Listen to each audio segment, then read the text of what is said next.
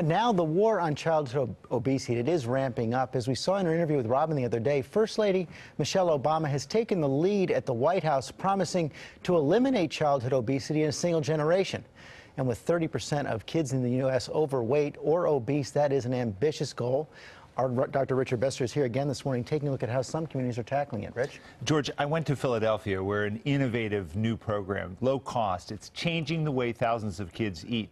They're switching from junk food to fresh fruits and vegetables, and at the same time, making it seem very cool. At John Welsh Elementary School, Nurse Stephanie was seeing the effects of the obesity epidemic right before her eyes. You're seeing obesity in elementary school students? Oh, yes. Diabetes, high blood pressure, asthma, and of course, the social stigma. When you start that young, they've got bigger health risks. It starts younger, it gets worse. But what's different here in North Philadelphia is that the community wasn't willing to stand back and watch their children's health diminish. Some people feel that this problem is just overwhelming. It's not impossible to have an impact on obesity. Even by making small changes, you can have dramatic impacts. Nonprofit group The Food Trust came in and implemented a series of low-cost, high-impact standards for the school.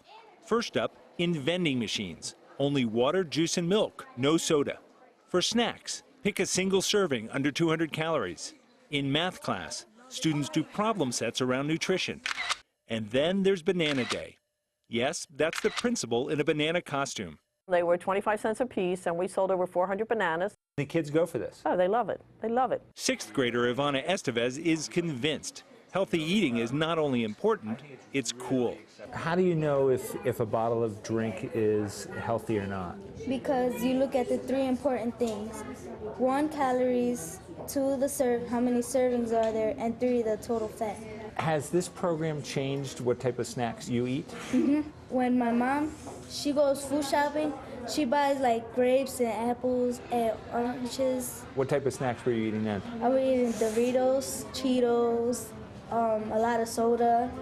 There's proof these small steps are working. A 2-year study found that this type of education cut the rate of children becoming overweight in half. But more needs to be done, moving beyond the school and into the community. So what's next is we surveyed children as they left the store, and it turned out that for $1.07, they were purchasing 360 calories a visit. It's got to be not just in the cafeteria, but in corner stores. Now when the students go to the corner store, they are bombarded with fresh fruit choices. Watermelons, they're my favorite. Grapes, I like grapes. Pineapple is healthy and it tastes good. I have a lot less stomach aches coming in to me, a lot less headaches. Keeps them in the classroom, and that's where they need to be. In the town's most prized possession, a new supermarket. This is the best. Like, the only place we had to get food was like Rite Aid. Secretary Vilsack, we visited an inner city school in Philadelphia that is doing some very creative work around nutrition. How do you take what you learn from some of these small pilot programs and bring them to scale? Well, part of it is raising the standards. Part of it is rewarding schools that take nutrition and physical activity very seriously. But for the students here, the reward will be a long and healthy life. The federal government will be distributing $700 million to grants to communities just like this one. But even that may not be enough. At John Welsh Elementary School, George, where this program is taking place, budget cuts force them to get rid of their gym teacher. Well, that's part of the problem, because nutrition is only half of the equation. Exercise is the other. And when you've got so many school districts cutting back on the exercise, what can parents do? Well, you can't assume your child's getting enough physical activity at school. So you have to look to see, are there any after-school programs in your community?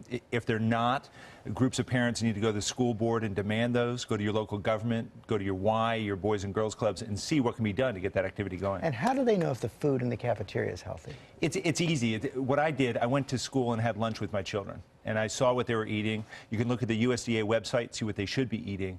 A survey by USDA showed that only 25% of schools are serving food that meets their standards for nutritious food. Only that? Wow. Okay, Rich Besser, thanks very much.